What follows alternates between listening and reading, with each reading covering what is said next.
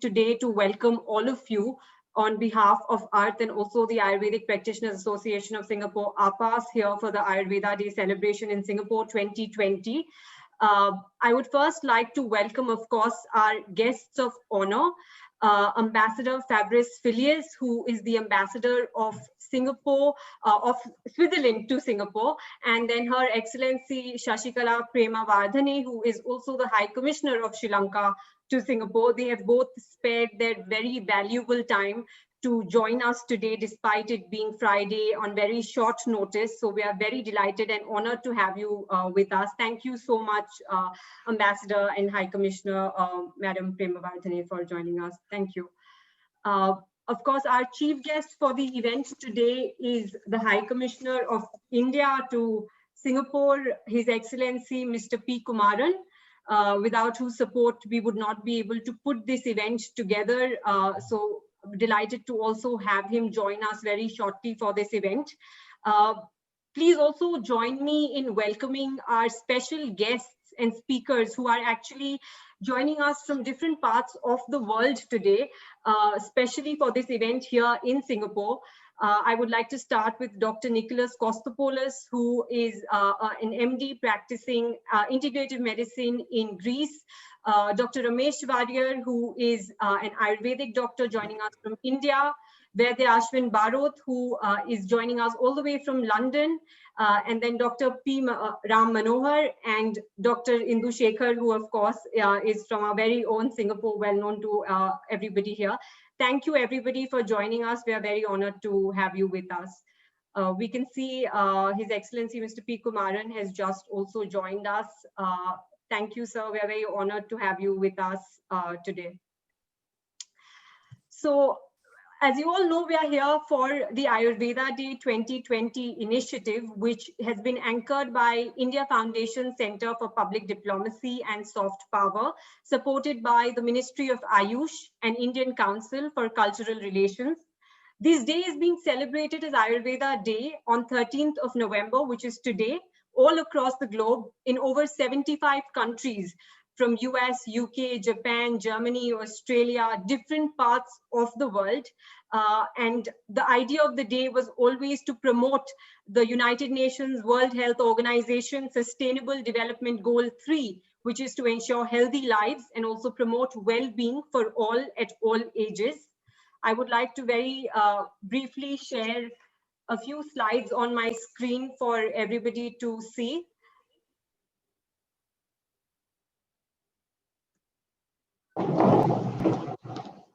So this is the official Ayurveda Day logo, which, like I said, is for promoting health and well-being for everybody around the world. In 2019, Ayurveda Day was taken globally for the first time ever in 30 plus countries. We, of course, had a celebration here in Singapore for those of you who were able to join us last year. But besides Singapore, we also concurrently celebrated this day in Bahrain, USA, Japan, Ukraine, Australia, Germany, South America, and some of those photos are on your screen. In 2020, of course, this event has gone global. We are trying to get as many people around the world to be aware of the benefits of this really holistic system of healthcare. And like you can see on the map in front of you, that we've covered a very large part of the globe already. I would like to, of course, thank all the people in Singapore, particularly High Commission of India, APAS, ArtH, and Radio Masti, who have supported this event. Before we proceed, I would also like to share something which, I would definitely like to share something which happened just a few minutes back, actually. This was, the World Health Organization chief actually has just come up with a video that we can see on social media where he's talking about the benefits of traditional medicine and particularly Ayurveda, and also, of course, wishing everybody good health and well-being around the world. So if you would bear with me, I will share this video, which just very, very recently, a few minutes back, has become available to us. So I think this will be great for the benefit of everybody to understand the global recognition of this really important ancient science from India.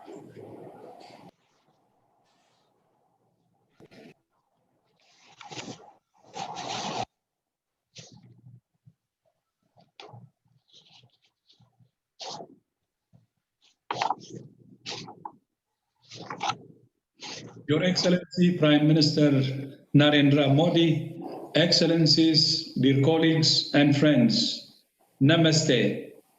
Traditional systems of medicine such as Ayurveda can play an important role in integrated, people-centered health services and self-care, but they have not received enough attention. In a WHO report last year, 170 countries reported the use of traditional and complementary medicine, including Ayurveda.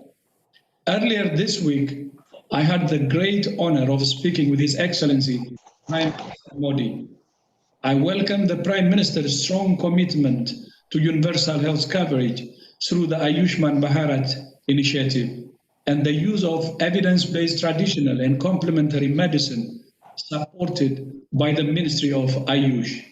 I'm pleased to announce that we have agreed to open a WHO Global Center on Traditional Medicine in India to strengthen the evidence, research, training, and awareness of traditional and complementary medicine. This new center will support WHO's effort to implement the WHO Traditional Medicine Strategy 2014 to 2023, which aims to support countries in developing policies and action plans to strengthen the role of traditional medicine as part of their journey to universal health coverage and a healthier, safer, fairer world. Finally, I wish you a very happy Diwali. I thank you. Thank you, everyone, for being a part of this celebration today, watching that video. What I'd like to say before I start inviting our dignitaries, guest speakers, to share insights from the world of Ayurveda with us is that today the benefits of the ancient practice of yoga are, as celebrated in the world as novel technological innovations in modern medicine or artificial intelligence. Ayurveda really is in an extraordinary position to usher in a new era of integrative medicine, and which really is what our topic for today. Today's panel, talking about Ayurveda from the lens of modern medicine and its role in a post-COVID world. Before we proceed, I just want to mention a few housekeeping points for all our guests joining us today. You can see a Q&A tab at the bottom of your screen. Please feel free to post questions during the session. For our speakers, we have a separate Q&A section at the end, towards the end of this program, and we will try and answer as many questions as possible. We also have some audience polls, so I encourage you to, engage with that as much as you can, so that we ensure this is an interactive discussion. And with that, I would like to invite Dr. R.N. Indushekar. He is the former president of the Ayurvedic Practitioners Association of Singapore, also a World Health Organization expert committee member representing Singapore. But more than that, I think he needs no introduction for the audience in Singapore who know him as a very, very, well-regarded Ayurveda doctor. And he's been here for many, many years, helping so many of us with our healthcare needs. Thank you, Dr. Indu, for joining us. A very good evening to all of you. Thank you for inviting Ayurveda Practitioners Association Singapore to this occasion, marking an auspicious International Ayurveda Day.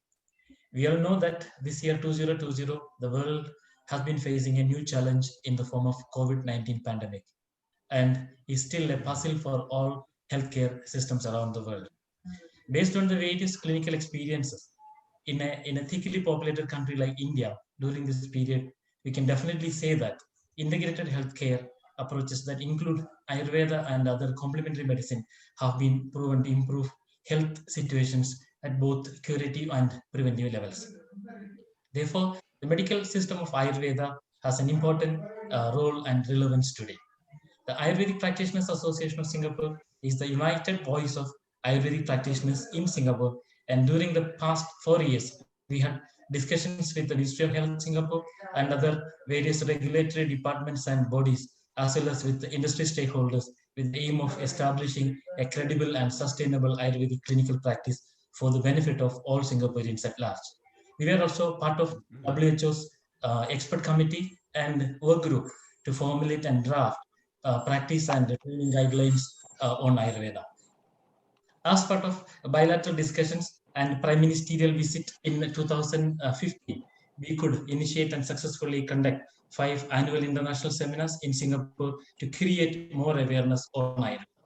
Currently, we are in the process of establishing a well-regulated Ayurvedic practice system in Singapore in the place of the existing self-regulatory framework. We hope and believe that we can reach out to more Singaporeans, especially in addressing challenges related to lifestyle disorders, geriatric problems, and occupational disorders across a multiracial population. Coming back to the topic of COVID pandemic and the role that Ayurveda can play in managing the condition, it is of much importance that Singapore has been able to control the spread of this pandemic so far, mainly by preemptive measures. Each and every individual who is part of Singapore population has played their role effectively to bring about the positive result in the collective.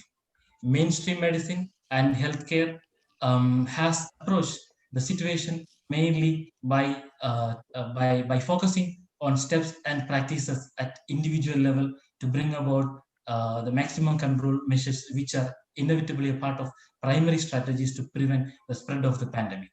But mainstream medicine addresses the actively infected clinical cases with the prospective individual care. But in the post-COVID scenario, we need to consider and address and understand the health issues for which we need to be prepared in advance.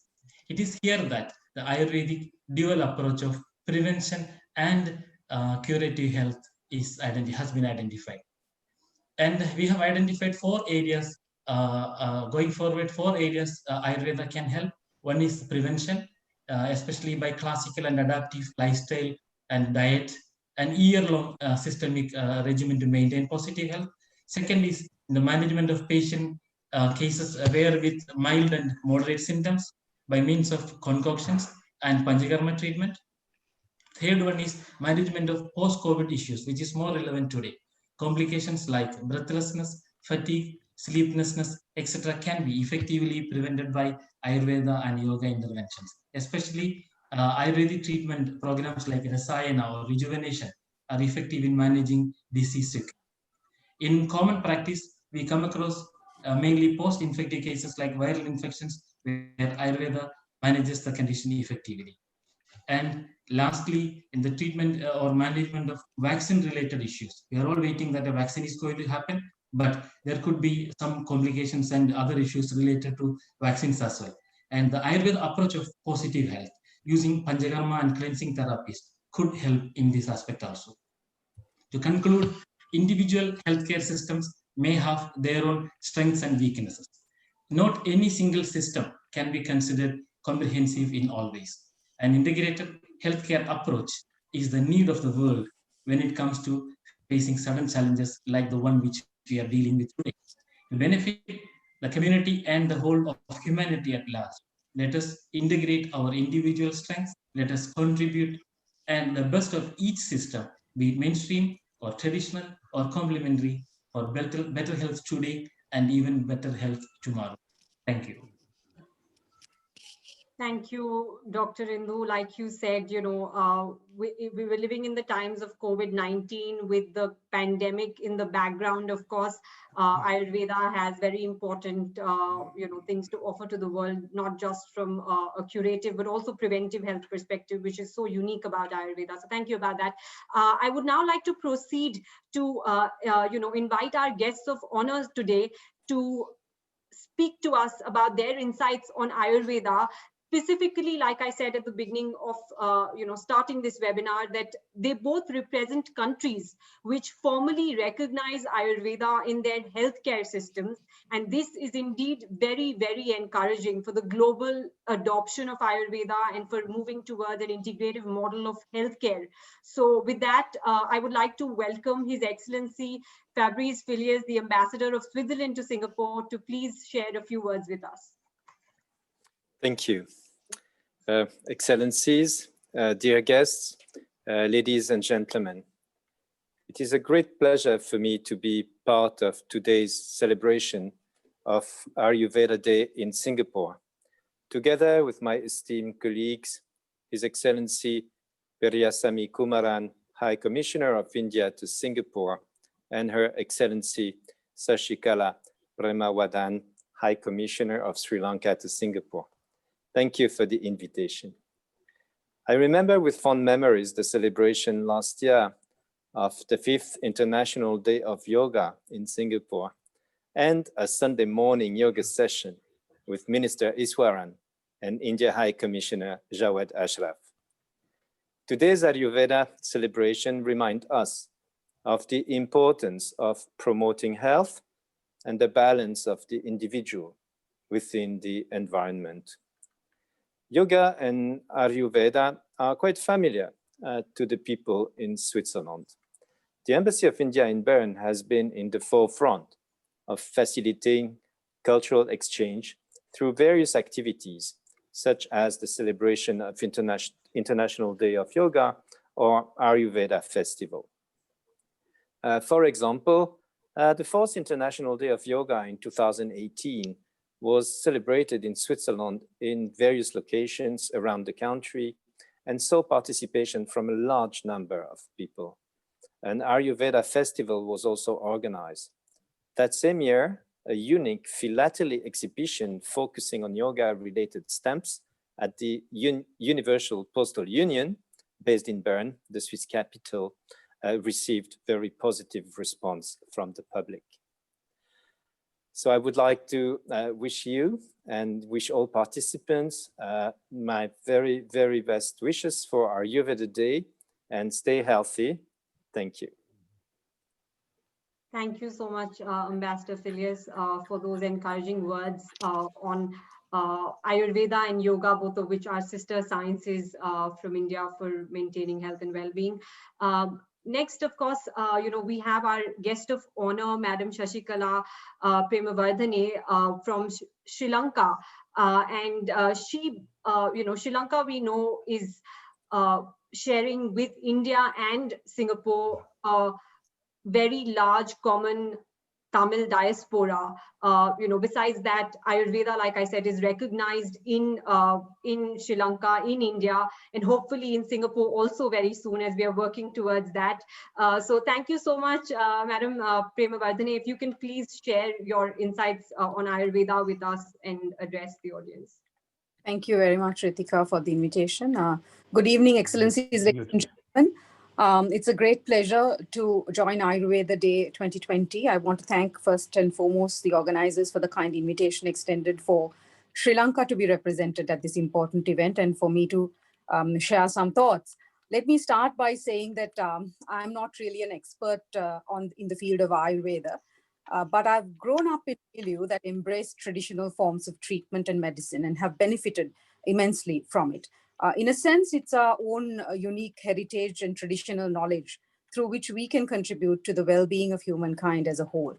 On my father's side, my grandfather and my grandmother practiced traditional medicine, particularly specializing in the treatment of the eyes. So I've always heard many stories in my childhood of practices and treatment that they used to help village folk.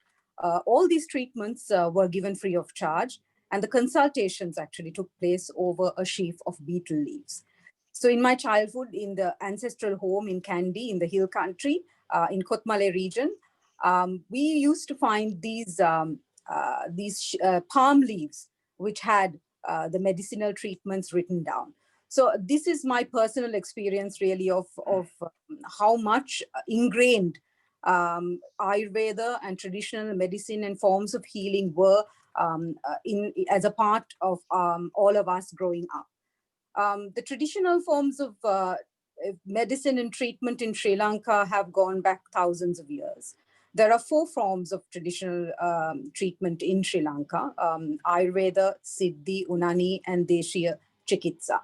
While Deshiya Chikitsa is the earliest known of system of treatment in Sri Lanka, Ayurveda is most widely used form of traditional system of treatment. So Sri Lanka is a tropical island. We're blessed with rich biodiversity, and Sri Lanka is also home to an assortment of species, plant species, having unique medicinal properties. So these plant species have been used for generations as herbal remedies for control and cure of diseases. Our early ancestors have really pioneered the art of identifying medicinal properties in plants and finding practical ways to treat common illnesses, and sometimes to heal complex illnesses as well, and also injuries. So the pursuit of one's good health is regarded very important, particularly Sri Lanka being a society predominantly influenced by Buddhist philosophical thinking. We've always had a deep understanding of traditional treatment methods. It's also believed that Ayurveda system was introduced to Sri Lanka along with Buddhism.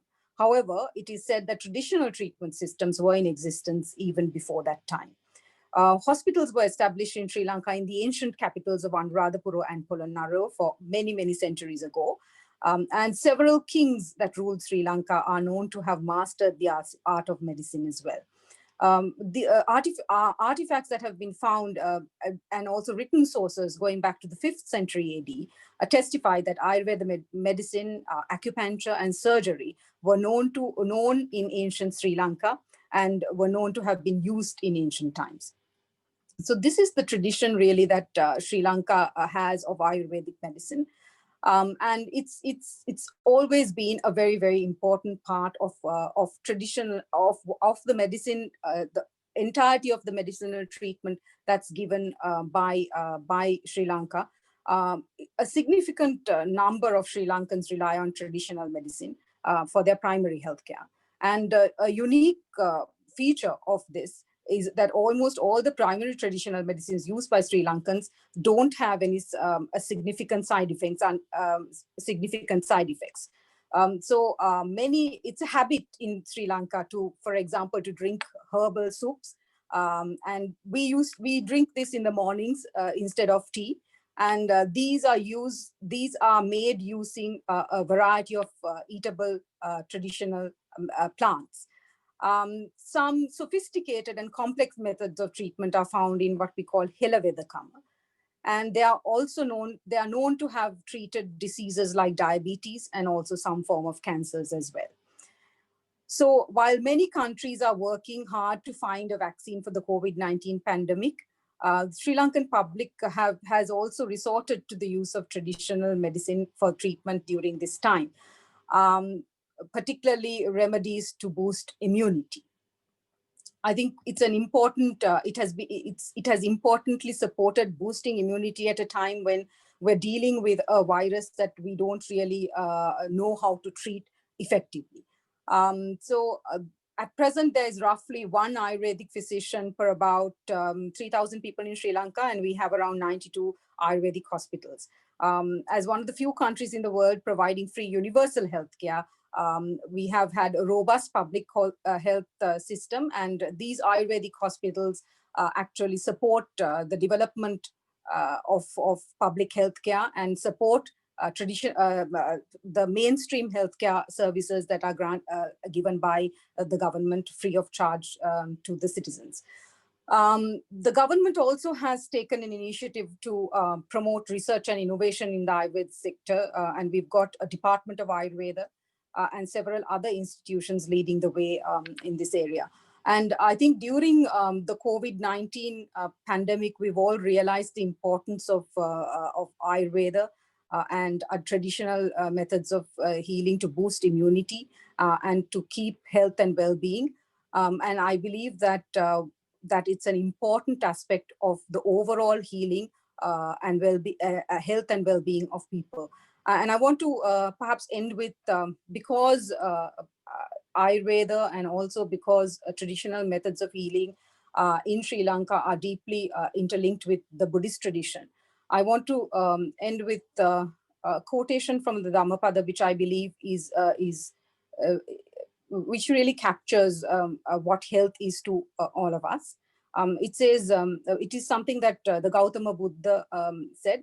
He said, Arogya Paramalabha Santutti Paramam Dhanam, Viswasa Paramanati Nibbanam Paramang Sukham.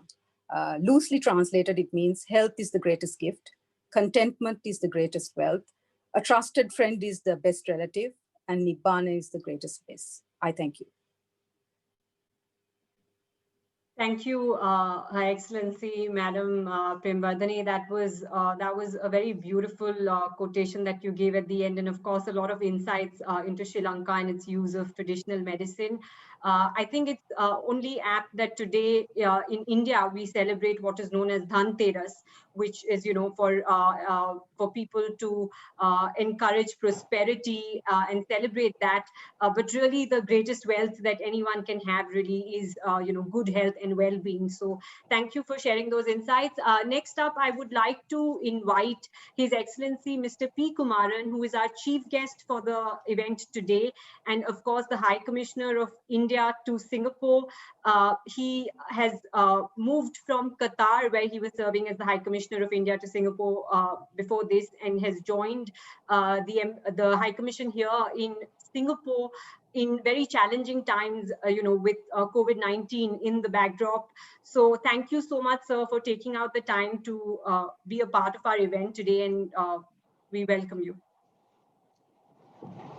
Thank you, Ritika, for taking the initiative to organize this. Let me start by welcoming my colleagues, His Excellency Ambassador Fabrize Filliez and Her Excellency Ambassador Shashikala Premawardhana. Our guest speakers, Dr. Kostopoulos, Vaidya Shri A. Barot, Dr. P. Rammanohar, Dr. Ramesh Warrior, and of course, our own Dr. Indushekar. Thank you very much for participating in today's event. It's indeed a pleasure to see all of you offering us your own insights into the benefits that Ayurveda offers. Ayurveda literally means the knowledge of life or the knowledge of longevity, if you were to break it down etymologically. It helps us in keeping healthy and happy by promoting health and curing various ailments in a very holistic manner. It's based on the circadian rhythm and it helps develop various techniques in harmony with nature. And it also goes beyond various geographical, cultural, and religious boundaries. Let me therefore start. Today is one day before Diwali. Let me start by wishing all of you a very happy Deepavali. The day before Deepavali is celebrated as Dhanteras, as Ms. Ritika pointed out just now. It is a celebration that invokes Dhanvantari, the god of medicine. In fact, and in some ways it has come to be linked with prosperity, perhaps an indication of the fact that health is wealth. I thank Ms. Ritika for taking this initiative of celebrating Ayurveda Day in Singapore on a continuous basis. I think the first one was held last year, and we've had to tailor our celebrations this year somewhat to try and deal with the pandemic circumstances. But the High Commission during the time of my predecessor has been happy to join in organizing seminars on Ayurveda and traditional Indian medicine every year, and also in some ways in conjunction with the International Day of Yoga for the past 5 years. There is often a debate between the traditional and modern systems of medicine and how it is important nowadays to look at a holistic treatment system for various kinds of diseases that mankind faces. Ayurveda's focus is to try and develop a holistic approach and is often aimed at achieving unity of the body and mind and the emotional and the spiritual. There is often talk about how Ayurveda can address issues such as toxicity and side effects that other conventional medicines can possibly result in, and how Ayurveda relies on herbal and natural remedies in a way that does not cause much side effects.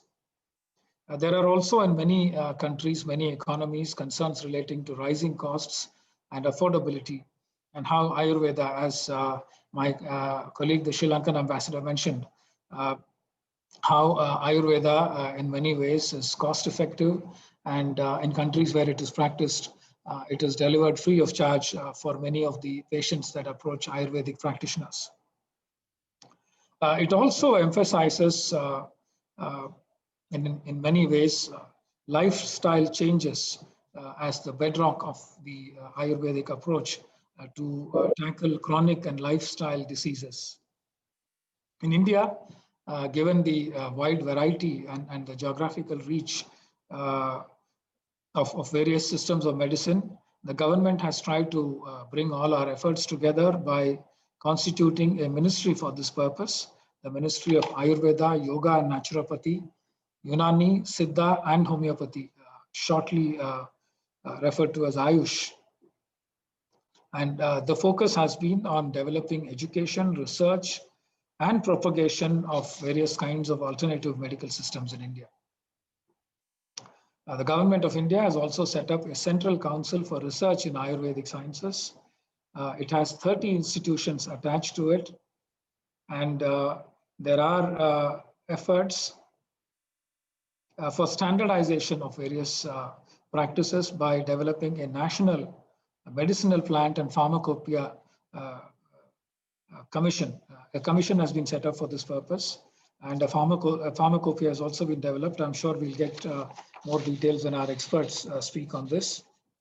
There is a Quality Council of India that helps ensure quality and provides branding of the Ayush trademark.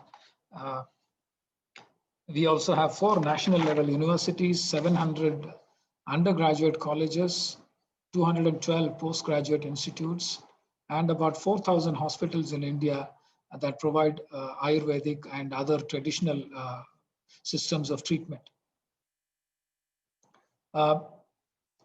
The World Health Organization is also helping in terms of standardization of various practices and is developing a document on benchmarking of various practices in Ayurveda.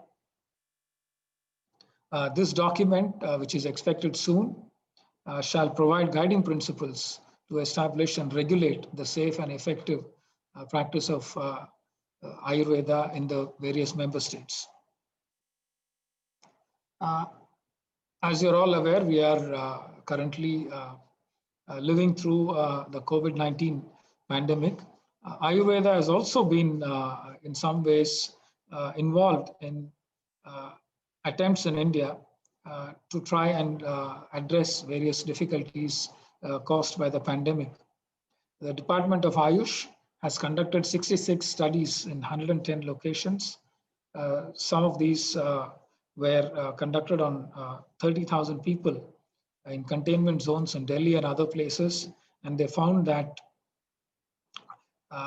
whenever Ayurvedic treatment is administered in association with other forms of treatment, the results have been much better. And the mortality rates and the recovery, mortality rates in India have been low, and the recovery rates have been significantly high as compared to various other samples of populations.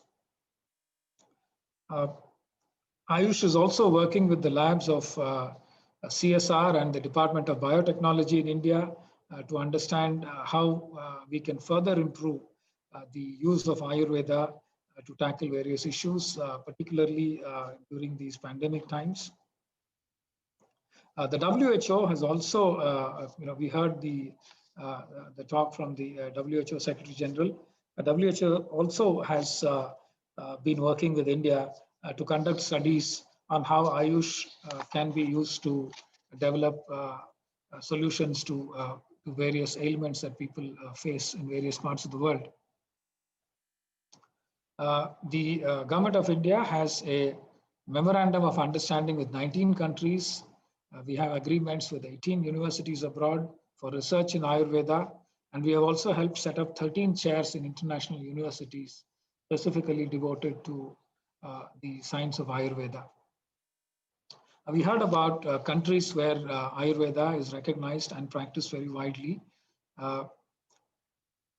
Ayurveda is predominant, particularly in India, Nepal, Bangladesh, and Sri Lanka. I've served in Sri Lanka. I know how widespread it is. We got very detailed presentation by Ambassador Shashikala just a few minutes ago. All of these countries, India included, train university qualified Ayurveda practitioners. As I mentioned, the number of universities earlier. They are licensed to undertake clinical practice and also help undertake research and are extensively involved in public healthcare delivery along with the conventional medical system. The government also extensively regulates the practice of Ayurveda and other traditional systems of medicine. And in fact, government approved courses exist in many other countries such as Switzerland, Australia, and New Zealand. In fact, in Mauritius, Malaysia, and the UAE, in addition to Serbia and South Africa, the practice of Ayurveda is also included within the regulatory framework of the Ministries of Health. In some countries, such as Mauritius, Ayurveda is deeply integrated into the public health delivery system and is perhaps covered by even insurance companies. As far as Singapore is concerned, the first Ayurveda practitioner is said to have come here in 1930. Today, we have a vibrant community of Ayurveda practitioners. In fact, we have Dr. Indushekar from the Ayurvedic Practitioners Association of Singapore. He's a former president of the organization and is also an advisor in his current capacity. The way forward would include standardization of diagnosis methods and terminologies in a way that is capable of making it better understood by other practitioners of medicine and also brings in some element of interoperability with other systems of medicine. We have also helped promote GI tagging, geographical indication tagging of medicinal plants. The government of India seriously encourages cultivation of medical plants which serve as sources for many of the Ayurvedic medical formulations. And we are also happy that the system of Ayurveda is being included in the universal system of diseases in a way that is able to recognize it as a legitimate form of treatment in the coming years. I once again thank Ms. Ritika for her initiative and efforts in keeping this excellent practice going. And I thank the experts joining us today for their contributions and their views shared with us today. Thank you very much. Thank you so much, sir. We're grateful to, of course, all the dignitaries. Like I said, they've taken out very valuable time today on a Friday evening and shared some very important aspects on the policy side of Ayurveda, which is very important to ensure greater adoption of Ayurveda around the globe. Before we invite our speakers and distinguished guests and doctors, which I'm sure many of you are waiting to hear, I would very quickly like to put forward a poll in front of your screens. It's a really simple question. So, have you used Ayurveda in the last 6 months? If you can send me your answers here, that will be great for us to just get an understanding of what the audience constitutes, so we can, of course, ensure that our doctors also speak in a language which is accessible for everybody. So we're still getting lots of people sending in their votes. Thank you. I will end polling in the next 2 seconds. So, okay, we've crossed 100 now. And on your screens, you can see we have about 75% of the audience, they've used Ayurveda in the last 6 months. Maybe another 25% haven't. So our objective today will be to introduce you to Ayurveda and encourage you to try and use Ayurveda as you move forward.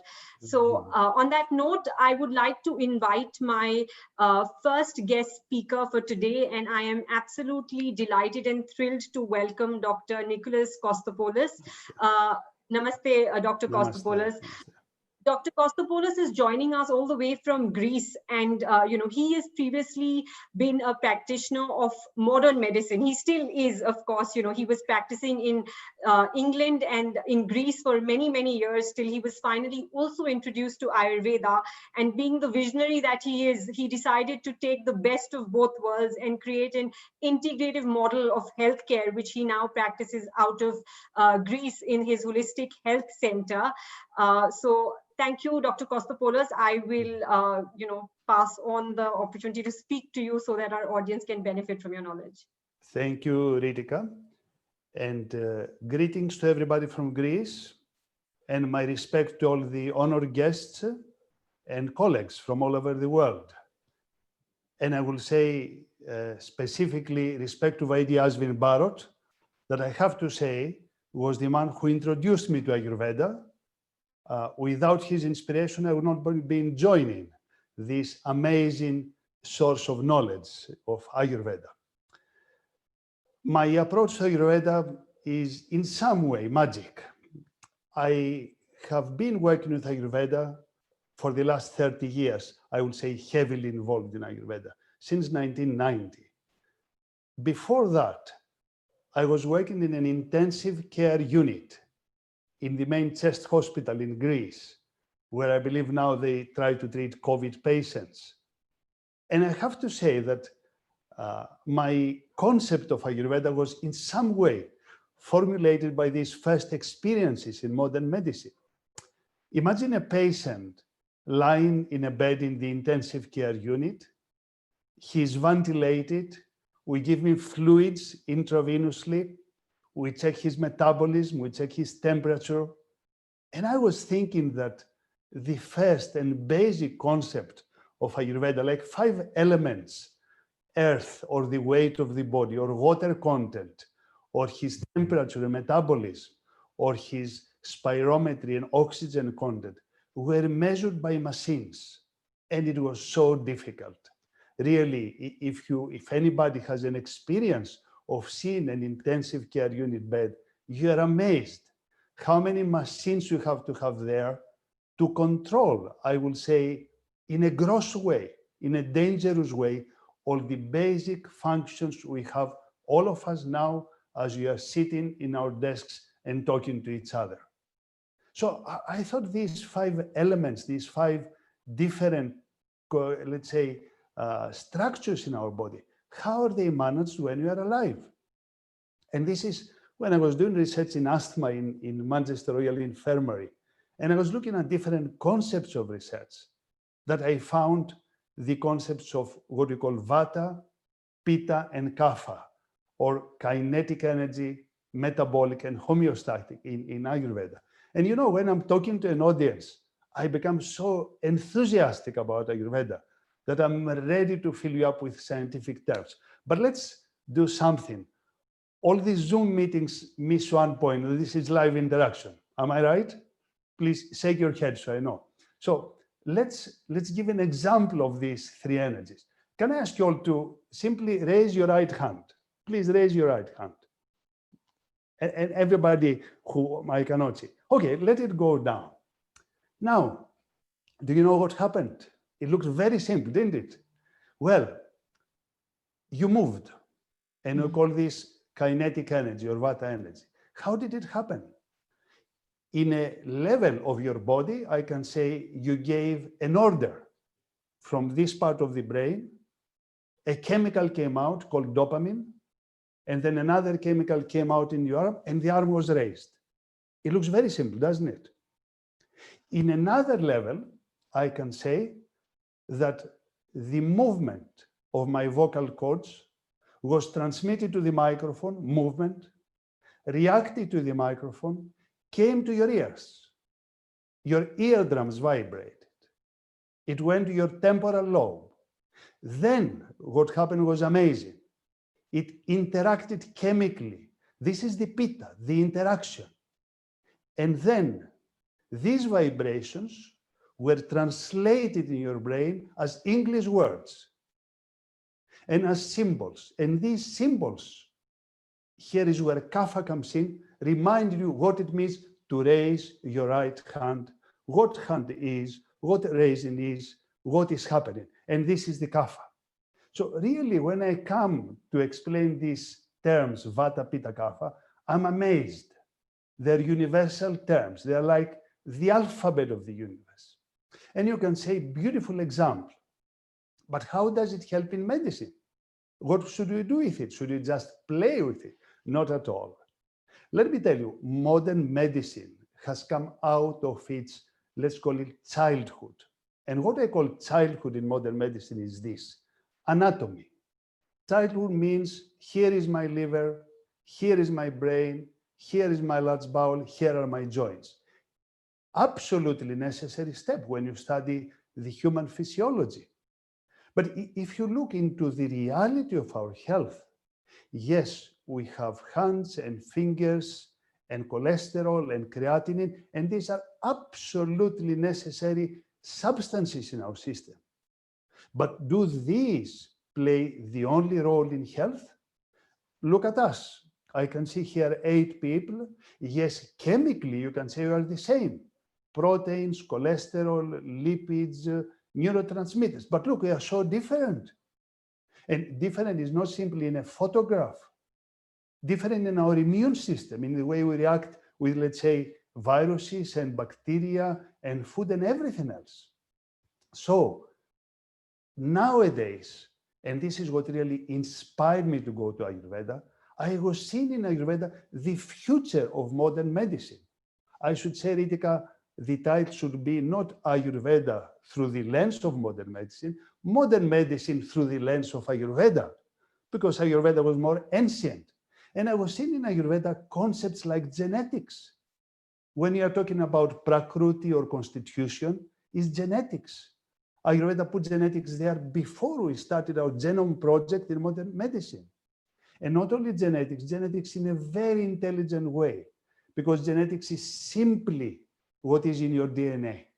But how we are now is not just our genetics, is the food we have eaten, the behavior we had up to now, what exercise we have taken, how we have thought, how we have moved. So Ayurveda was advanced to my mind, not looking just into genetics, looking into genetics and environmental factors that contributed to our presence this second. And is it modern? Is it old? When I first joined Ayurveda, I looked at some bizarre terms. One is that the Vayu has a residence below the navel. It's called Pakvasaya. We call it a Panavayu. And this is the center, they said, of kinetic energy. And as a modern medical doctor, I was thinking, come on, it is the brain that is the center of kinetic energy. But here we are, 3,000 years later. You must have all heard the terms microbiome, gut-brain connection, and everybody now says, well, it's not just the brain, it's the bowel that plays a great role. And I know whoever is not a medical doctor might not know, we have terms like psychobiotics, means you give food, you give bacteria to the system, and it acts on the brain.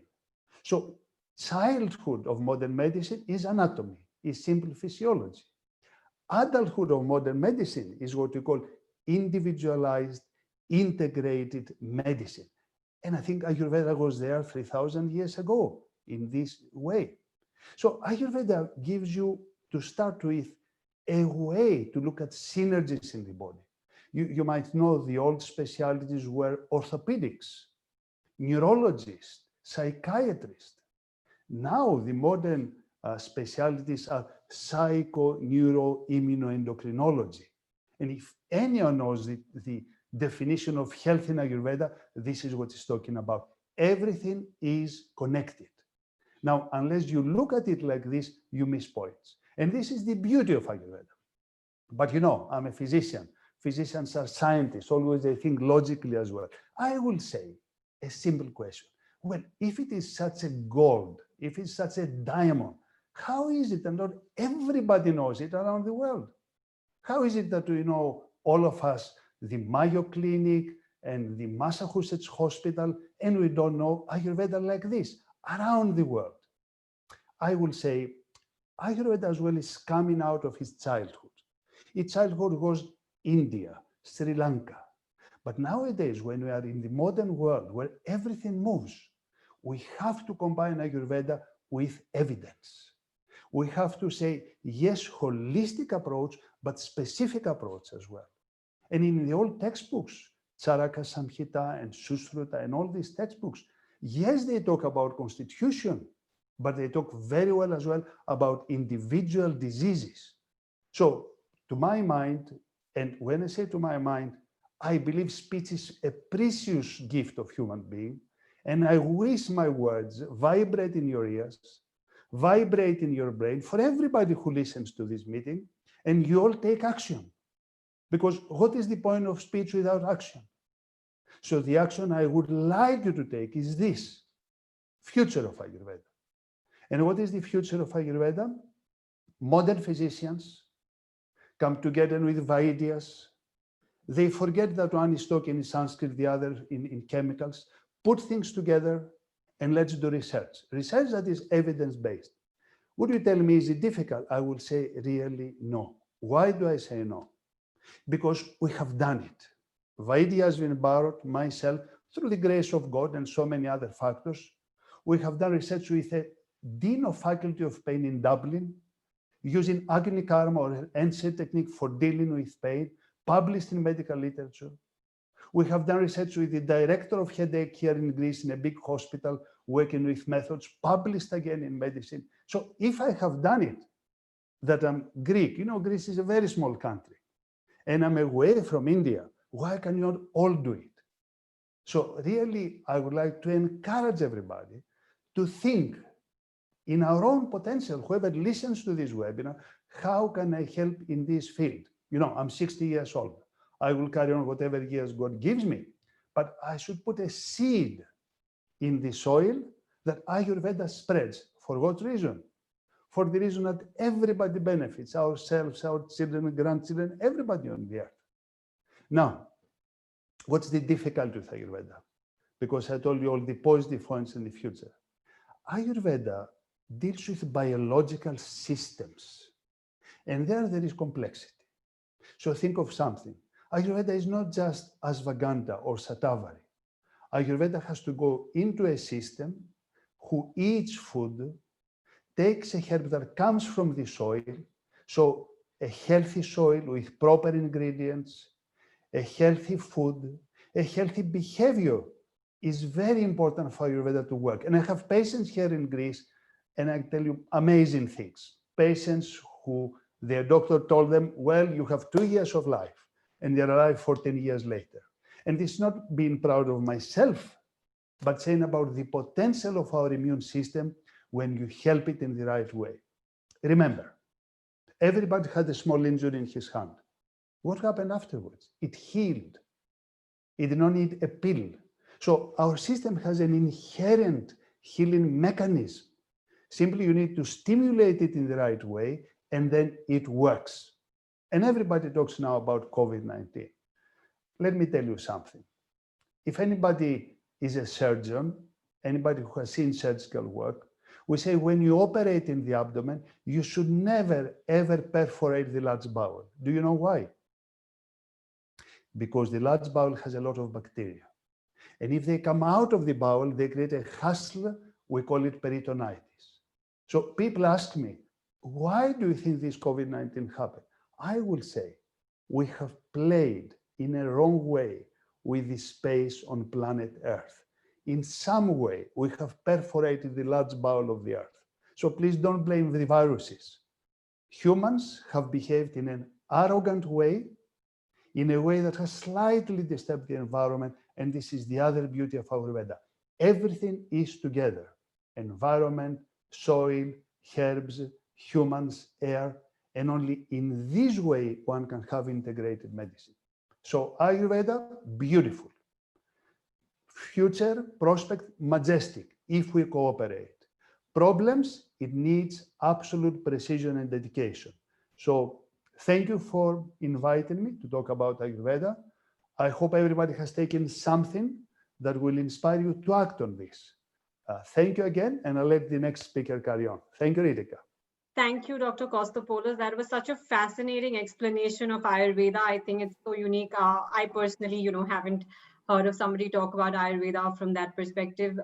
And you've also given us the perfect context to launch into the next question and the audience poll that we have. So on your screens in front of you now, you will see the next. You will see the next question. If you can choose whichever option you agree with, please send us your responses. We'll leave this open for the next few seconds. We can see there are lots of people from different parts of the world who've joined. So it would be wonderful to get, as many responses as possible, particularly after that wonderful talk by Dr. Costa. Ritika, if I'm allowed one more word. Sure. Later, Vaidya Ashwin Barot will give a talk. And I have seen his topic is, in some way, daily routine, daily application of Ayurveda. I will ask him, if you allow me, to say that daily routine for all of us is not a problem if we are healthy. We all know what to do if we are healthy. I'm interested more in the disruptors of our daily routine, like the pain or complications. So I will inspire him little, not to talk simply what we should do in the day, what disrupts us from doing things in the day, which is pain mostly and problems, and to give us his insight on this, if you allow me. Thank you, Rita. Absolutely. Yes. Thank you, Dr. Kostopoulos. So on your screens, you can see that we asked everybody what model of healthcare would you prefer. Surprisingly, we have nobody saying that they would prefer only modern medicine. 33%, have voted for a pure Ayurvedic model of healthcare. And then, of course, majority 67% voted for integrative healthcare. So that is, again, very, very encouraging. Thank you for that. Next up, we have Dr. Ramesh Warrior. He is joining us from India. He has been the MD of the AVN Arogya Healthcare Group, which is a 90-year-old institution, Ayurveda institution in India. But what many of you may not know about him, or may not read about him, is that he's a third generation Ayurveda doctor and also entrepreneur, and has now inspired his children to take up the profession of Ayurveda. So thank you, Dr. Ramesh Warrior, for your service to Ayurveda. Thank you. So good afternoon, the distinguished dignitaries on the panel and my dear friends and colleagues. Thank you for the opportunity to share my thoughts on this occasion, the grand occasion of the celebration of the Ayurveda Day in Singapore. I've been lucky to be a part of the yoga celebrations earlier, and now very happy to be part of this program today. My previous speaker, Dr. Kostopoulos, has really set the stage exactly for what I really wanted to talk as well, where I thought I was going to present this particular paradigm where he has already preempted what I wanted to say, where I really thought that how Ayurveda could be a concept which can really help integrate modern systems of medicine and all the different discrete complementary healthcare systems under one pedestal.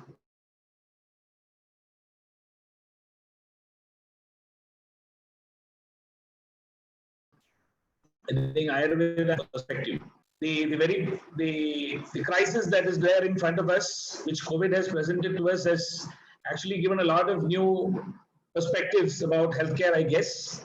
At least from our perspective, we are able to see that very, very prominently manifesting in our country. And I'm sure all over the world, because people have been looking at specific solutions to this problem. We are still talking about the vaccine, of course, from the healthcare, in addition to the other social distancing and stuff like that. We are still talking about and waiting for a vaccine while there is still no proven cure for the condition as such. And that particular scenario, I think, has really sensitized everybody to the need of looking at your own innate immunity, your innate and acquired immunity as the most important protection, especially in such situations where a new epidemic or a pandemic is taking grip of the world. We all know that it takes an awfully long time before any solution can come, get validated, get approved, and then be available for the public to be used. And this sort of a scenario is something that we haven't faced in such a serious depth over quite a few years in the past. So this particular scenario, I think, has really given a need to relook at the role that Ayurveda and such holistic systems of medicine can play in the healthcare of the world. And that, I think, is a unique opportunity which we as Ayurvedic people have got to exploit, and exploit in the sense used for the benefit of the world, in the sense that we have tremendous amount of contribution that we can make based on the strength of the wisdom, as my previous speaker was speaking about. So many thousands of years back, we understood immunity in a much more holistic perspective than what we even know today. Because we said immunity was not just about having a little bit of extra RBCs or being able to produce some cytokines and stuff like that. And how do you go about immunity? Ayurveda did not just say take some medicine or take a vaccine or something like that. Ayurveda spoke about every factor in your life, starting from your diet, your lifestyle, what time you wake up in the day, when you go to sleep, did you have adequate rest? Did you have enough activity? What was the state of your mind? So on and so forth. So all the different factors that one is exposed to on a daily basis have been known to be a very critical factor in maintaining the homeostasis, which is a critical component of health and thereby to immunity. So our definition of immunity, which comes as Vyadhikshamatva, is a much more pervasive concept, including all these factors and not just one particular test that you can do. You cannot measure your immunity by just looking at an antibody titer, or just looking at whether you have this particular factor in adequate quantity or not. It's a multifactorial, multidimensional approach towards looking at immunity. And I think the challenge or the role that Ayurveda could play has always been there, understood, at least in India, more from the lifestyle-related diseases or an NCD's perspective all these years. But this COVID has really presented us with an opportunity where we recognize the big role that Ayurveda can play even in infectious diseases like COVID, where lots of patients have been benefited by the concomitant administration of traditional medicines, traditional treatment approaches, and traditional approach. I remember the first introduction when before we joined, where one of the excellencies was speaking, we need to look at this with caution and not with fear, because fear itself is known to suppress immunity. So one gets very scared about something, immediately your immune system is going to go down. Any stage of chronic stress is going to immediately push down your immune system from within, and that itself makes you prone to diseases. So that's how elaborate and how beautiful the knowledge of Ayurveda can help in understanding what are the different factors that are bringing down immunity in each person and addressing it at an individual level. And I think this particular holistic paradigm that Ayurveda has been advocating over the centuries, or from inception onwards, I think is really poised to play the role of the future of medicine. As my previous speaker was speaking, I can very clearly understand the emerging paradigm. It's not only in Ayurveda. I'm very happy that the modern medical healthcare system is also now of late started to look at it from a more holistic paradigm, which is in line with what Ayurveda has been talking. We hear very strongly about the 4P paradigm in medicine, which is talking about predictive, preventive, personalized, and participatory role. Or the future of healthcare is supposed to be the 4P healthcare system. So a healthcare system of the future has got to be predictive in nature. It must be able to say what you are prone to, how to prevent that from happening, and it has to be personalized as well as requires the participation of an individual. So this is the paradigm that has now been emerging in the top circles of healthcare, and this is being enabled through the interplay between systems biology approach on one side, social networks, as well as digital revolution. So all these three big transformations that are happening in the world are now coming together to define this new healthcare system, which is called the 4P system of healthcare. So it is, there is even this talk that the big healthcare organizations of the world are going to be the technology companies, because they have access to so much data looking at all the different aspects of what a person is doing. The Apples of the world are expected to play a very big role in healthcare of the future because they are looking at it from multifactorial dimension. And I think it's the right time for Ayurveda to step in and play a role in helping this paradigm to take shape, because I think the conceptual framework of Ayurveda is ideally suited to match the complexities of the different dimensions through which information comes in.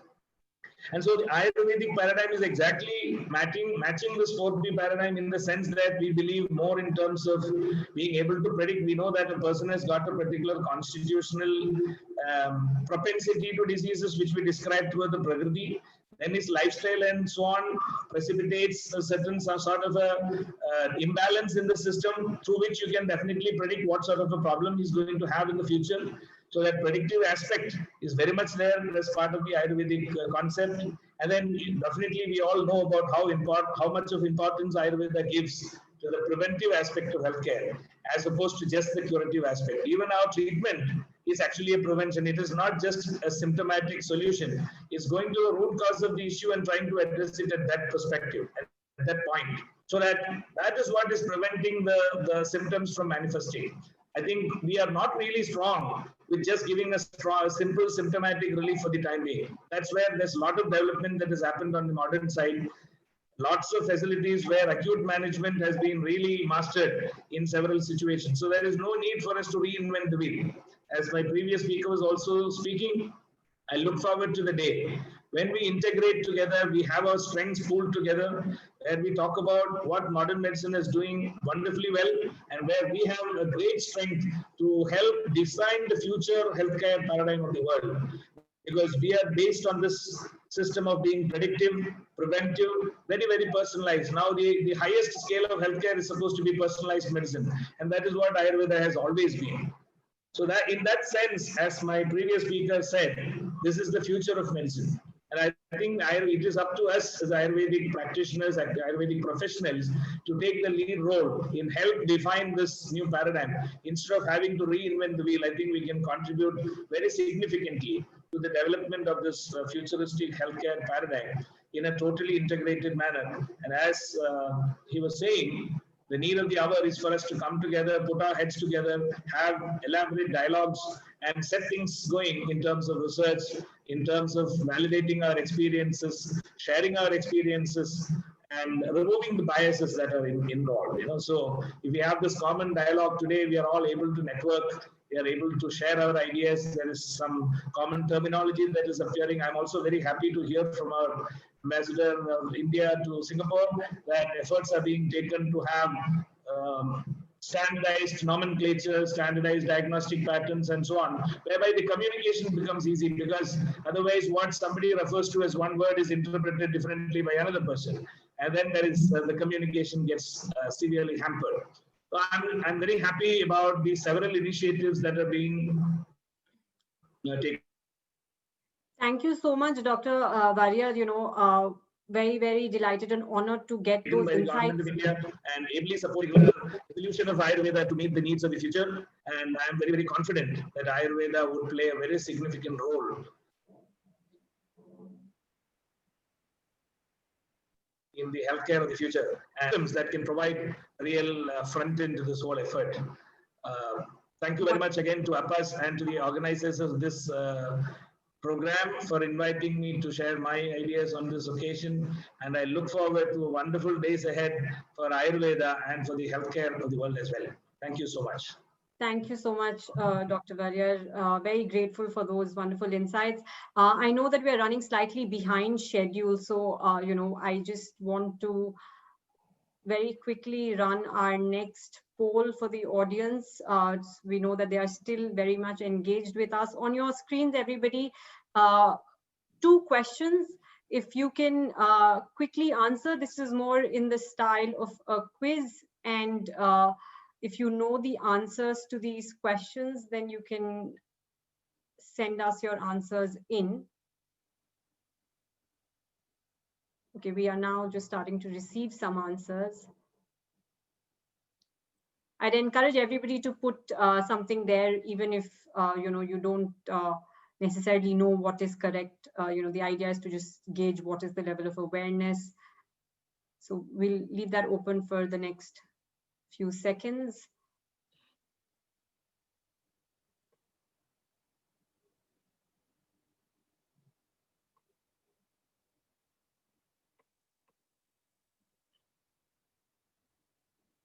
Okay, fantastic. Just the next 2 seconds and I'm going to close this poll.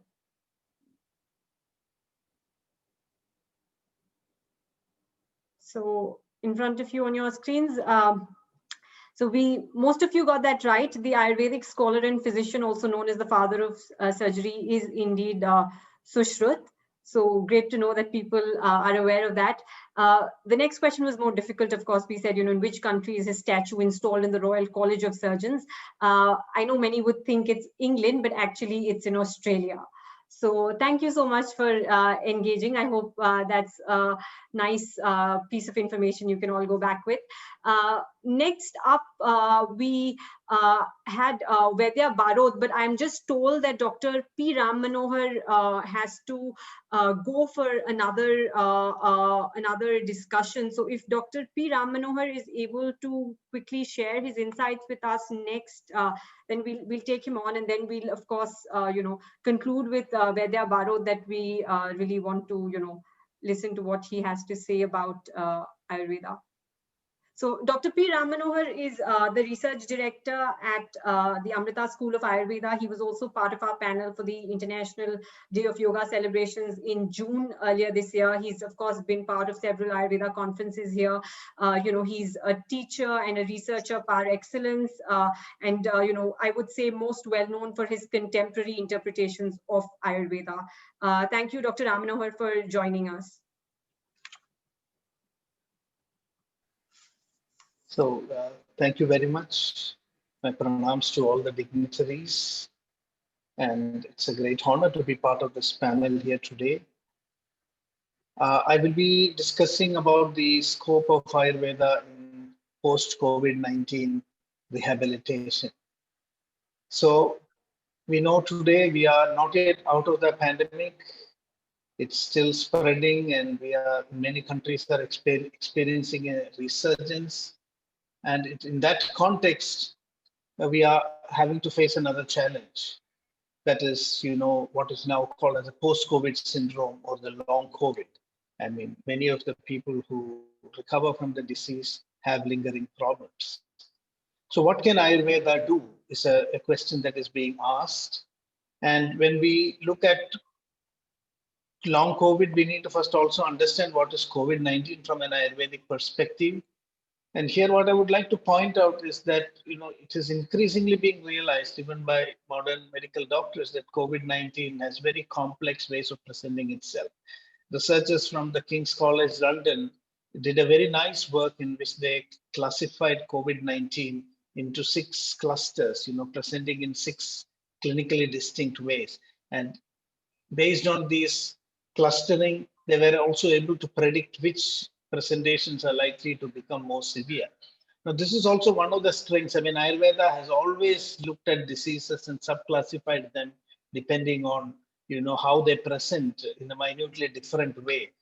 And from an Ayurvedic point of view, there has also been a lot of debates, although there is a general consensus that this can be considered as, a type of Sanipada Jwara, especially with Vata Kapha dominance. There have also been opinions that, that COVID-19 need to be classified more closely, more granularity has to come. And that, we need to look at and assess individual cases. This is also a challenge. We cannot have a very generalized protocol for, COVID-19. For example, there are some patients who present even without fever. So you cannot treat them as Jwara. So their medicine like the Sumola Kadatre may be effective when they present only with respiratory symptoms. Some others may present with mild or moderate fever, but may not go into severe COVID. So another formulation like Viagra Kashayam may be helpful here. And a third group of patients may go into very severe, symptoms and disease. And there another decoction may be helpful, Bhagya and Kashayam. So these are all kind of debates and interesting insights that the encounter of Ayurvedic physicians, in spite of all the limitations, have revealed. So while it's beyond the scope of our present discussion to go into a detailed clinical profiling of COVID-19, I would like to say that the same holds true for long COVID also. Long COVID is not one single condition. So there is a growing recognition that, we still do not know what is long COVID. It's not very well defined. It's very difficult to identify in terms of symptoms. And how many people will get this is also still not very well known. But at least 10% of the patients who recover from COVID are expected to experience long COVID, which may last for 3 weeks in some cases. And 2%, according to some, can experience chronic post-COVID syndrome lasting over 3 months. We still have not done enough follow-up to really understand how long these problems will persist. In fact, there are some estimates which say that the body's entire immune system, metabolism goes haywire even after we recover from COVID, making the person susceptible to develop, metabolic diseases like diabetes and even cardiovascular disease in the future. So there is one COVID symptom tracker app which has been used by around 4 million people in the UK, and they found that 12% of people still had symptoms after 30 days. And this is where I found in Kerala, we have not been able to treat COVID-19 patients, but I've been following up with a lot of clinicians who've been treating COVID-19, examining the case reports. And it's very interesting to see that a lot of patients are coming out of modern hospitals to Ayurvedic physicians with still, low SpO2, difficulties in breathing. And now what I've observed is that they are very easily responding to Ayurvedic treatment. The recovery is quite fast. Their SpO2 levels are recovering much faster when they are taking Ayurvedic medicines. From modern hospitals, they are just left. They just see the the test becomes negative and they are discharged. So another important worrisome factor is that you don't need even severe COVID to get long COVID. Even people with mild and moderate symptoms are developing, long COVID. This is a bit worrisome. The fact that so far we were saying that mild, moderate COVID is self-limiting and no treatment is required. But this discovery that long COVID may come even for mild and moderate patients gives us, a strong basis to recommend Ayurvedic treatment.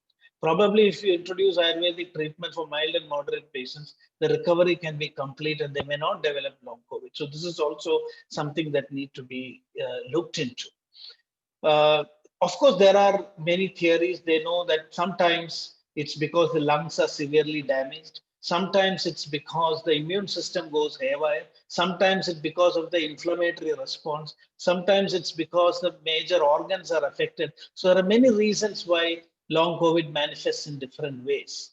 But what is most interesting is that out of all the symptoms of long COVID, fatigue seems to be the most dominant. 87% of people who in one study in Rome had some symptom after recovery, and fatigue was the most common one.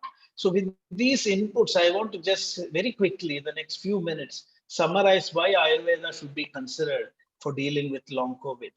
So there is, as I was mentioning, there is no medical definition yet to define long COVID, but fatigue is the most common feature, followed by breathlessness, a cough that won't go away, joint pain, muscle aches, hearing and eyesight problems, headaches, loss of smell and taste, and all, afflictions of the heart, lungs, kidneys, and gut. It's quite wide spectrum. And a very, very important aspect is also, brain fog. This has been found to be a problem post-COVID, brain fogging, and also post-traumatic stress disorder, which we find when people are exposed to very severe, violent experiences, traumatic experiences. But, this is also a danger that many people come out of COVID with PTSD. So psychological interventions are extremely kind of important. Now, the most commonly reported symptoms are fatigue, shortness of breath, cough, joint pain, chest pain. There are other long-term symptoms like difficulty thinking and concentration, depression, muscle pain, headache, intermittent fever, palpitation, and more severe complications. So at least we are able to classify them into these three categories. Ayurveda can classify long COVID on the basis of so many parameters, which is what I want to explain here. For example, if you were to look at long COVID as Sannipada Jwaram, and in Sannipada Jwaram, it has been mentioned, one important finding from scientists is that, King's College London, again, they developed a computer code to predict the risk of long COVID. So using a computer coding and analyzing patient symptoms, they are able to, in 69% accuracy at this point of time, predict who is likely to get long COVID. And one of their findings is that if you get 5 key symptoms of COVID-19 when you get sick for the first time, you are more likely to develop long COVID. So in Ayurveda, in Sannipada Jvara, this is very clearly mentioned that, doshe vibadhe nashtegnav sarva sampurna lakshana. If all the key symptoms come together, then asadhya krichara sadhyova bhaved vaikalya dobiva. Means you recover, but you will have some crippling effect even after you recover. So these are very interesting to see that the ancient Ayurvedic descriptions of epidemic fevers give us very deep insights on how to understand. And another important feature of long COVID, which is fatigue. One of the synonyms of Sannipada Jvara is Krita Ujasam, somebody who has been drained of ojas completely. And if you look at this long COVID, the key symptom is fatigue. And this is very similar to what Ayurveda says as, Krita Ujas. And another thing, brain fogging. Abhinyasam is another synonym of Sannipada Jvara. So we can clearly understand that when that fever goes into a Sannipada crisis, that is when all these complications happen. And that is why if we have to introduce Ayurveda in the beginning, prevent that dosha vibhadhatva or Sannipada condition to manifest, we could prevent a lot of suffering, in the post-COVID scenario. So I do not want to go into more details. I conclude by saying that Ayurveda, from an Ayurvedic point of view, there are many interesting things that we can understand on how to explain long COVID. Sometimes the problems that come after long COVID is due to ojakshaya. Sometimes it is due to dhatupaka. Extreme dhatupaka of the lungs is what causes, the persistent lung symptoms. Marmabhighadatum, sroto vaigunyam. So there are different parameters which from an Ayurvedic point of view, which can help us to understand why people are suffering in different ways in the post-COVID scenario.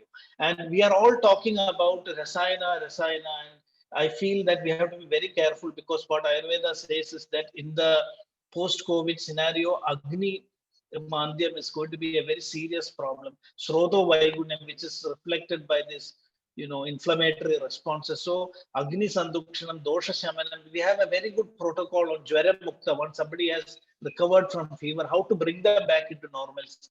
It is like a Samsarjana Krama.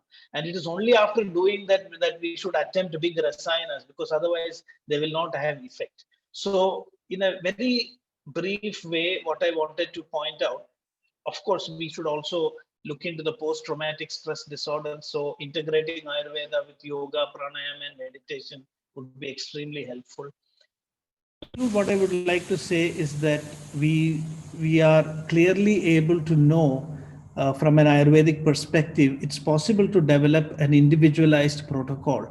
And this is what has been lacking. We have been trying to look at COVID-19 as just a disease. Most of the protocols available have made it very standardized. Some of us together wrote an article in JACM recently, Journal of Alternative and Complementary Medicine, where we argued that, we need to have a clinical profile in COVID-19 from the whole system Ayurveda approach, and also develop a protocol that could be individualized. And I think herein would be the best contribution that Ayurveda can make. It's not enough just to bring Ayurveda to meet COVID-19, but we should bring it from within its own foundational framework.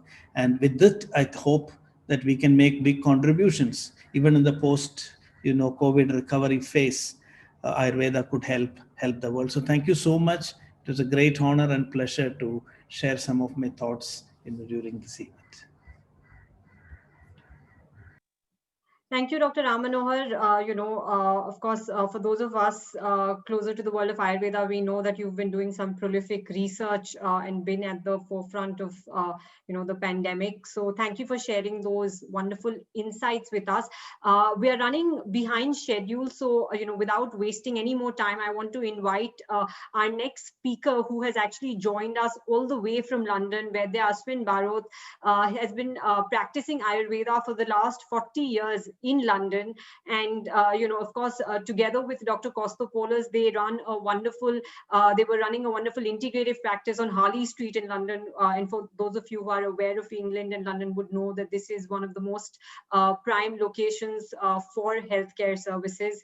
But what is really fascinating about Vaidya Barot is how he is constantly pushing the boundaries to take Ayurveda to the world.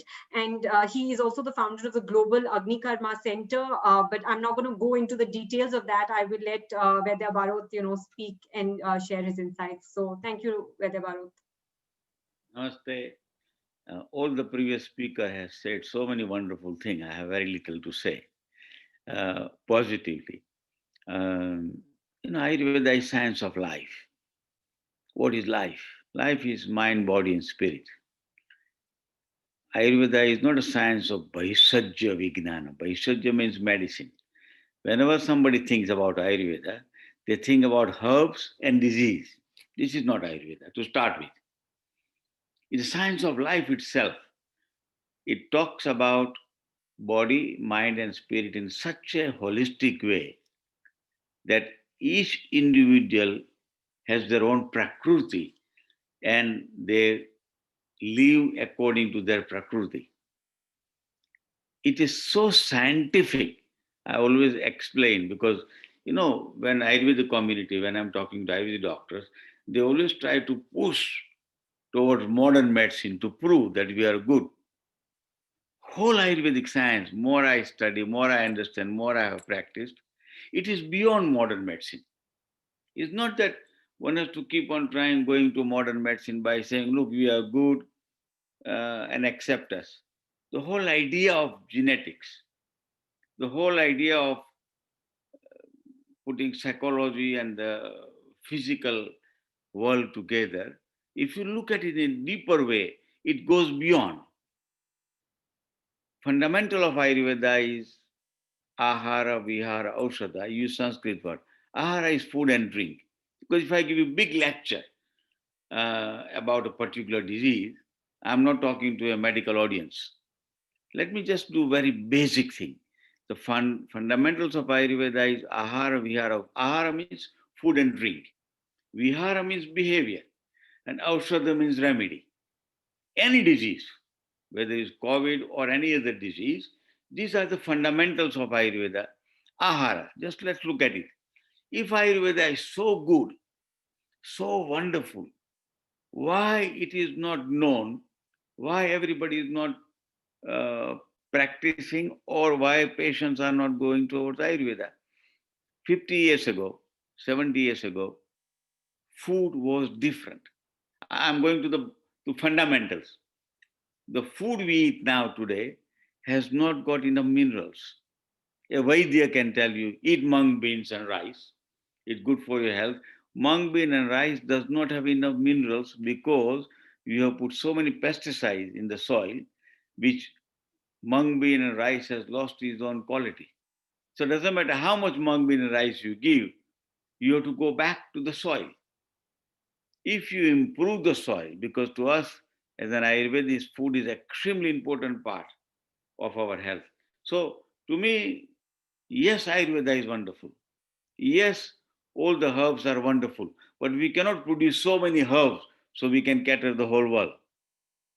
Thinking in this sort of way, I say, what are the things Ayurveda has got where you use less of herbal medicine?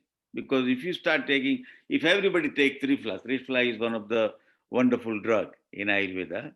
If everybody start taking, whole world, 7 billion people start taking Triphala, there will be no Triphala. We have to start thinking, not me only, but us. So Ayurveda is a very good, wonderful science, and I cannot talk about Ayurveda because I'm in love with Ayurveda. When you are in love, you don't talk. When you say I love something, you cannot discuss. Because we are running late. As Dr. Nicholas said, I'll talk something about pain. Very simple thing I'll tell you. I was practicing in UK, going to India, keep on visiting India, looking at the different hospitals. when I see the outpatient department, 100 patients are sitting, 50 patients will be suffering from arthritis. And I say, look, all the herbs, you give it to them, you don't get a very good result. Suddenly a thought came of Agni Karma, which is a part of Sushruta. I start taking it on. We started doing research, push the energy into Agni Karma, doing scientifically. We have proven is a wonderful drug without modern medicine or without giving too many Ayurvedic medicine, because so many patients cannot afford Panchkarma, so many patients cannot afford all the herbs that you are supposed to take. And with the help of Dr. Kostopoulos and Dr. Kamala's power, I said, let's do research into something which is practically evidence-based medicine. We are, in last 5-6 years, there is 4 doctors in India. There is a clinic, 42,000 patients documented, because everybody talks about evidence-based medicine. It has been done and it works. The modern medicine, the pain consultant and Ayurvedic people need to come together to see. So everybody takes up some subject like that. Any disease, you take a subject, and the modern allopathic way of thinking and Vaidyas, if they come together, we can do really good work and show to the world in terms of, not to modern medicine, to the layman people, to the government, that it is evidence-based medicine, which is extremely important. Example, migraine. If you look into Google search, say migraine, it says first sentence, it cannot be cured. All the young people are suffering from migraine. IT, sitting on the front of a computer. We have found through Agni Karma, 50% of patients get cured with migraine. Another 30-40% of patients reduces their frequency and the frequency of migraine and the acuteness of the migraine. So there are a lot of wonderful things. This is just an example I'm giving you. So I think all of us on this wonderful Ayurveda day of Dhanvantari, we should pray to Dhanvantari that it gives us a good insight of Ayurveda, each of us, what we can do. Can we plant a tree? This is also part of Ayurveda. What I can do to propagate, not what I can do to propagate myself, what can I do to propagate Ayurveda? And if you can all think and we do something for humanity, something for the environment, it will be wonderful for us to pray more today to Lord Dhanvantari to give us a good insight, to give us a good, what we call in Sanskrit, buddhi. Buddhi is like a deep sense, because Ayurveda says all the disease start from prajnaparat. Deep sense of being. When we lose, disease starts. So let's pray. I can see Dr. Indu is there, Dr. Varier, and all other dignitaries who has joined, and Ritika. I'm really thankful because it inspired me that somebody who is not Ayurvedic, who is so enthusiastic about Ayurveda, and there are ways to propagate. So good luck to you, all of you, and all my Vaidyas, and I hope all goes well in life. And let's keep on propagating Ayurveda, because Ayurveda doesn't belong to particular India or Sri Lanka or anything. Ayurveda is wherever there is a life, there is Ayurveda. So if you find a life in Mars, there is Ayurveda in Mars. If you find a life in Jupiter, there is a Ayurveda in Jupiter. So I think like this, because Ayurveda is everywhere, in every creature, can be helpful through Ayurveda. Thank you. Take care. Look after yourself. Namaste, namaste. Thank you. Thank you, Vaidya Barot. That was, again, your passion, love, and commitment for Ayurveda was shining through in those words. You have that ability to make this knowledge come alive and, make it accessible. And, common people who don't know about the science, you can make them understand what Ayurveda is all about. Thank you so much. I also appreciate, your being respectful of the time and the fact that we are running behind schedule. I do hope we have an opportunity to have each of of our speakers, for longer sessions for the audience here in Singapore. We had, of course, promised that we would take some questions from the audience, and we have had, Dr. Indu, Dr. Varier answered a lot of these questions already. So thank you for that. We are not going to take those questions live. I can see that there is somebody who wants to speak. I have tried to, somebody was raising their hands. Okay. I think they've left, not a problem. I think we have a few questions that have, come from our audience, and I'll just take a few, and the rest that we can't address, we'll just push it for being answered via email at the end of our program. But we have somebody asking, what would you recommend for migraine, Dr. Vaidya Barot? Do you have something that you want to quickly tell them? I know you've briefly explained, but I think best thing, I mean, I will not be able to explain in detail, but there is a, what's the name of the website? TMC Migraine? Yes. TMCmigraine.com. TMC, Thermal Microcautery, TMCmigraine.com. Go on it, and they will explain, and they will say what is migraine, what can be done, etc. But people, I really feel somebody suffer from migraine, I have got a lot of sympathy for them, and it gives really wonderful result. And even modern medicine, I have been to international headache and migraine conferences, and modern medicine has got very little to offer. There's only one drug, latest they have said, called CGRP, which costs $700 a month, which can reduce 15 migraine up to 10. 5 migraine can be reduced with a lot of side effects. Where Ayurveda, Ardhava Vedaka has been described in Sushruta and Charaka, and they say do Agni Karma and get really good results. So go into the website, and if you've got query, you can put the question to that website or the doctors. And one more word, Ritika, for this, because Agni Karma is a Sanskrit word. There are two ways to treat migraines. One is through drugs, but most modern is through what we call neuromodulation. So it's like you give signals to the brain, and then in some way you balance its hyperexcitability. So Agni Karma, or thermal microcautery, is a way of neuromodulation that is working miracles for migraine in a more modern concept. Wonderful. Thank you for that, Dr. Barot and Dr. Kostopoulos. Of course, there are lots of other questions. I'll just take one more, which is, what is the ideal Ayurvedic daily routine? So, of course, we know about Dinacharya, but would any of our panelists like to very briefly tell the audience something that they can do in their day-to-day lives? If you had to give them one take-home action to start incorporating Ayurveda in their lives starting tomorrow, what would you tell them? Eat on time and sleep enough. But Dr. Kostopoulos is very good at it. Look, I'll put in a very simple way, Ritika. Ayurveda is about balancing. So most of us should have sedentary lives, yes?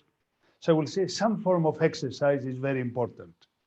On top of this, if you can exercise out in nature, is creating a type of, let's say, balance in the brain as well. When you're out in nature, you relax. So some form of exercise, little yoga, little running, cycling, anything that is appropriate.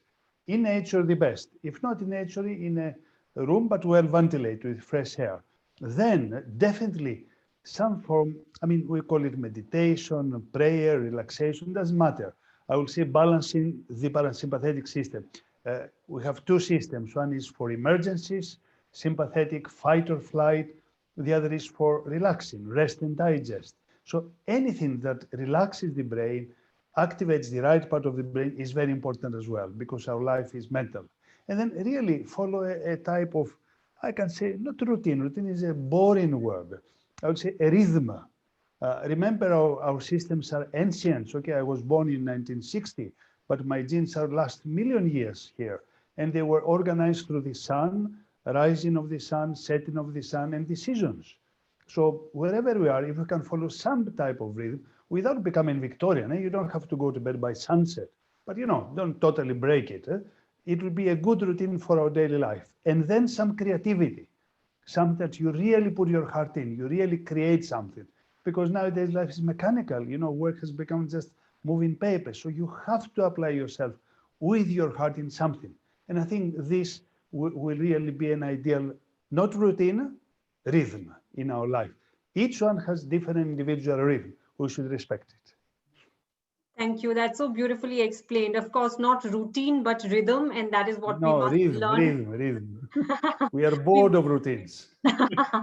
Thank you, Dr. Kostopoulos. Always such a delight and pleasure to hear from you. We had one final poll. We have, His Excellency, Mr. Kumaran, join us on screen as well. I'm going to conclude this session. I appreciate we are running, late, and thank you for everybody for staying back. One final poll so that, we can just go back with some additional knowledge of Ayurveda at the end of this session. So in front of your screens, everyone, if you can quickly put your answers again, feel free to just choose what you think is correct. And in a few seconds, we will end the poll and share the results with everybody.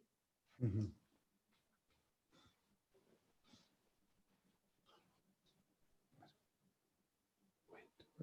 We have a lot of answers pouring in very quickly. I can see that there is still a large part of the audience that has not answered. We will conclude the session after this poll. So encourage everybody for the next few seconds, if you can quickly send us your answers. All right, thank you so much. I will end this poll now and share results in front of your screen. So the question was, what is the oldest recorded form of traditional medicine in the world?